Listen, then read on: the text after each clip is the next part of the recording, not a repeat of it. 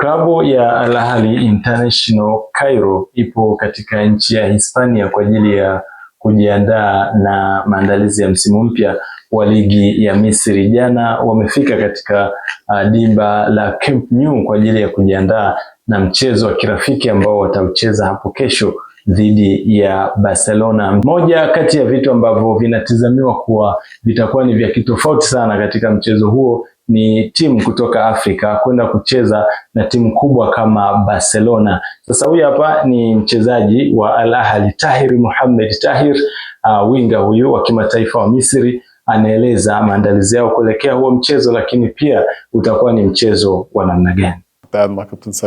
Hali ya hewa ni nzuri na mechi za kirafiki kama hizi zinatusaidia kuimarika kabla ya kuanza kwa msimu, na mechi ya Barcelona kwetu itakuwa ni sherehe kubwa ukilinganisha na wao kuwa ni mabingwa wa La Liga.